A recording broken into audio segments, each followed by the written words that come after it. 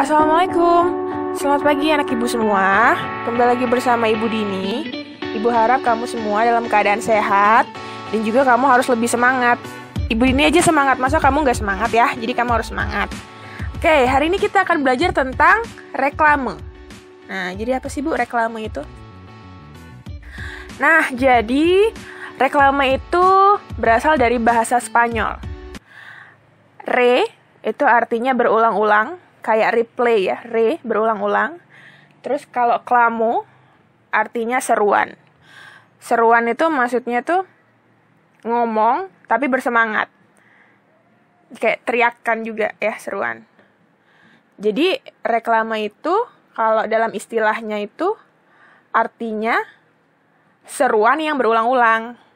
Nah, jadi lebih jelasnya, reklame itu adalah alat untuk menawarkan, mempromosikan, memperkenalkan barang-barang hasil produksi dan juga jasa kepada masyarakat. Nah, caranya dengan menggunakan gambar dan kata-kata yang menarik. Jadi gini, misalnya ya, Ibu Dini punya sebuah produk. Produk ini adalah produk buatan ibu. Namanya kotak pensil dari bambu.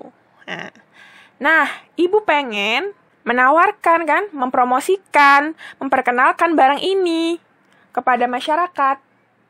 Nah, caranya adalah dengan membuat reklame. Ibu buat reklamenya menggunakan gambar dan juga menggunakan kata-kata yang menarik.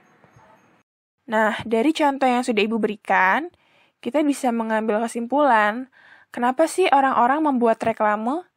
Ternyata tujuannya itu agar suatu produk dapat dikenal oleh masyarakat dan masyarakat memiliki keinginan untuk membelinya. Jadi, masyarakat kenal produknya, akhirnya masyarakat beli. Oke, sekarang kita mau tahu nih jenis-jenis reklame itu apa aja sih? Yang pertama, ada yang namanya reklame komersial. Nah, reklame komersial ini adalah reklame yang dibuat untuk kepentingan bisnis. Tujuannya untuk mendapat keuntungan yang sebesar-besarnya. Nah, jadi kalau reklame komersial, biasanya kamu bisa lihat di jalan-jalan atau di ruko-ruko. Nah, di situ banyak reklame komersial. Nah, tentunya ketika orang-orang membuat reklame seperti ini, tujuannya untuk mendapatkan keuntungan, untuk biar produknya diketahui masyarakat luas. Nah, kalau misalnya kita mau pasang reklame seperti ini di jalanan, itu juga harus membayar pajak ya. Jadi, orang-orang ini harus bayar pajak ke pemerintah karena sudah memasang reklame di jalanan. Nah, yang kedua, ada yang namanya reklame non-komersial. Nah, kalau reklame non-komersial ini, dia mengajak, menghimbau, menyampaikan informasi agar masyarakat mau mengikuti pesan yang disampaikan. Gitu. Nah, contohnya, kamu bisa lihat di sini, itu ada reklame non-komersial dari kepolisian. Misalnya katanya, kurangi kecepatan, rawan kecelakaan. Semoga selamat sampai tujuan. Nah, terus ada lagi tuh contoh di sampingnya. Ayo donor darah. Sedekah Anda untuk sesama. Nah, jadi kalau non-komersial, itu dia lebih mengajak, menyampaikan informasi, agar masyarakat itu mengikuti apa yang reklame itu sampaikan. Terus ada lagi yang namanya reklame penerangan. Jadi kalau reklame penerangan ini adalah reklame yang informatif. Artinya bersifat menyampaikan informasi kepada masyarakat. Jadi hampir sama sih seperti yang tadi. Cuman kalau reklame penerangan ini, dia informasinya lebih banyak dan lebih detail. Nah, sekarang ini ada reklame peringatan. Jadi kalau reklame ini dia bertujuan untuk mengingatkan kita. Biasanya kita suka temukan ini di jalan atau di tempat-tempat umum. Kayak misalnya itu contohnya, kawasan dilarang merokok. Berarti kita diberi peringatan atau diingatkan kalau di situ kawasan dilarang merokok. Terus bisa lihat juga contoh di sebelahnya, hati-hati rawan kecelakaan. Nah, di situ reklamenya mengingatkan kita agar berhati-hati. Oke, sekarang menurut medianya, reklame dibedakan menjadi 3. Ada reklame audio, ada reklame visual, dan reklame audiovisual. Ada 3 ya, ingat ya. Nah, kita bahas dulu yang pertama. Ada yang namanya reklame audio. Kalau reklame audio, dia bentuknya suara. Namanya juga udah audio ya, berarti dia suara. Contoh dari reklame audio nih misalnya gini. Ibu Dini mempromosikan produk ibu, tapi secara langsung, lewat suara. Nggak perlu dibuat-buat gambar. Jadi, ibu langsung aja nih ngomong sama orang-orang, sama masyarakat, tentang produk yang ibu ingin promosikan. Nah, terus bisa juga reklame audio ini biasanya sering ada di radio-radio. Nah, jadi promosikannya lewat suara. Nah, tadi udah ya reklame audio, sekarang reklame visual. Jadi kalau visual, wujudnya itu berupa gambar. Nah, visual ini ibu bagi menjadi 5. Yang pertama adalah poster. Nah, poster ini adalah reklame yang berupa gambar dan di dalamnya berisi kalimat ajakan. Nah, kamu biasanya pasti dulu kelas 4 dan kelas 5 sudah pernah ya buat poster. Jadi kamu bisa lihat di situ contohnya, biasanya ada gambar dan juga ada kalimat ajakan. Kamu bisa lihat di situ ada gambar sampah dan gambar lingkungan.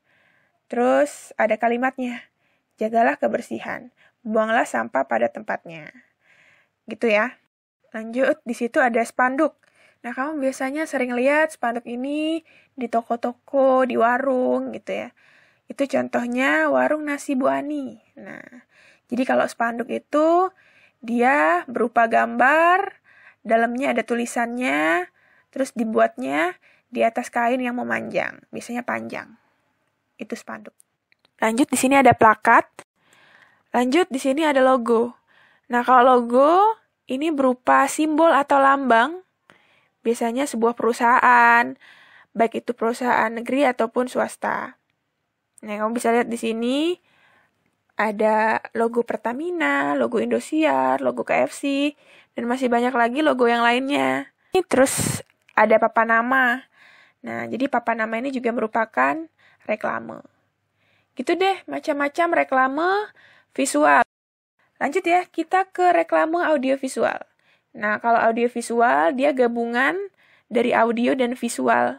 Jadi, wujudnya itu dalam bentuk gambar dan suara. Biasanya kita bisa lihat reklame ini di TV ya. Contohnya iklan di TV. Nah, kalau kita mau buat reklame, tentunya harus ada syarat-syaratnya dulu nih. Yang pertama, harus terdapat kejujuran dalam isi reklame dan dapat dipertanggungjawabkan. Nah, jangan sampai nanti, misalnya Ibu Dini kan bikin produk nih tadi, kotak pensilnya dari bambu. Ibu bilang, produk kotak pensil ini sangat awet dan tahan lama. Ternyata setelah dibeli, tahu-taunya besoknya udah hancur gitu. Baru dipakai sehari, udah retak. Nah, berarti kan itu nggak jujur.